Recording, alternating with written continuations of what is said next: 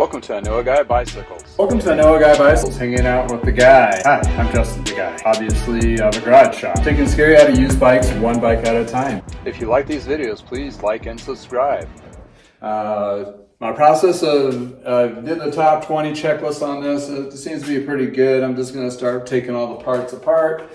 Yeah, making my fun myself. So this has a different kind of dropout. It doesn't drop out directly. You call it a rear entry dropout, which is designed to go this direction.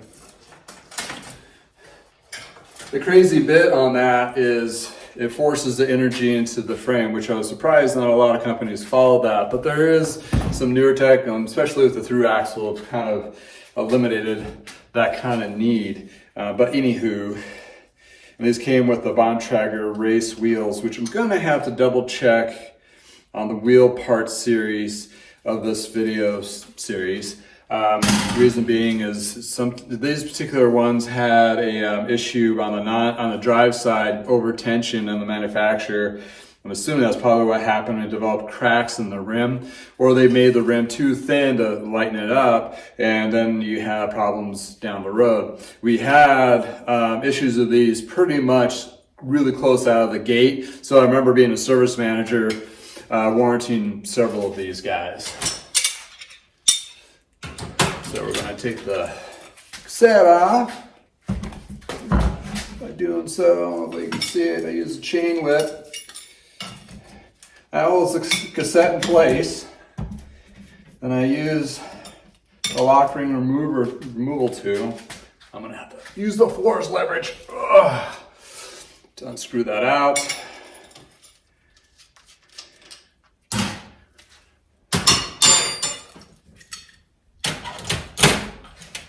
Boom, cassette, kind of give a quick glance. This does have a wheel magnet on it from a computer. It's definitely outdated. These things just unscrew and screw back on. I like to save these. If you notice on my tool wall, at some of my videos, I've used these. Instead of using that big old nasty ugly looking magnet strip, I actually threaded these through the back end of these metal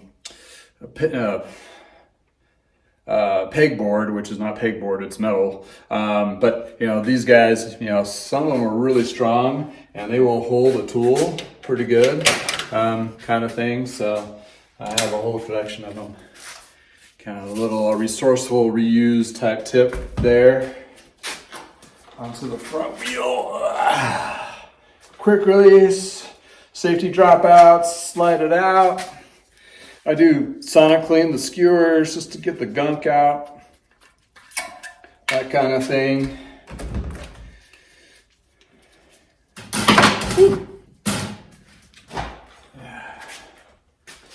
And then I do replace all the cables, but on these guys I got to be very careful, the internal cable routing. So I will need to use a sleeve to replace that cable. So I'm not going to pull these out. I'm going to come and get the parts off, but I'm not going to pull them through the frame, because Klein and some other manufacturers that made internal routing,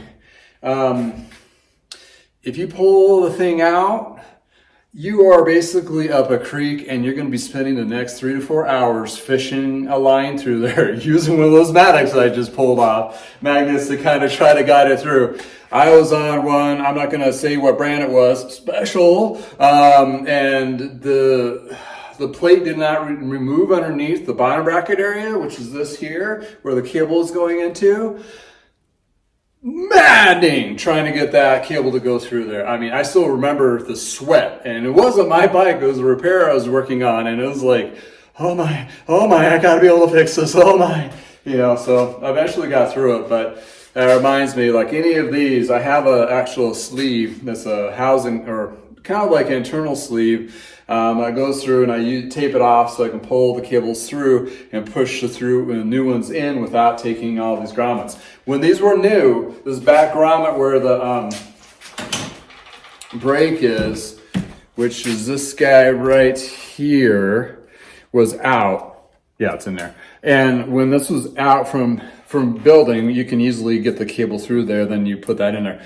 But these pressed fit in. So to get this back out, to get a cable through there, it's very tricky. Had to do it a couple times. Horrible experience. So make sure that sleeve is in there. And is this one? Yeah, this one does have sleeves on it already that actually go to this part here. But I got to be very careful if that sleeve is still intact, because if that sleeve is popped through the eyelet hole here into the frame, I'm not going to be able to get that cable through there very easily. So I got to inspect it when I lightly pull it out partially to put a new one in and make sure that's still in there and intact. Because if that pops out and I have to pull this whole thing out, then all of a sudden I'm trying to do a lot of fishing, and this doesn't seem like the case anyway. So you can see that you got to be careful.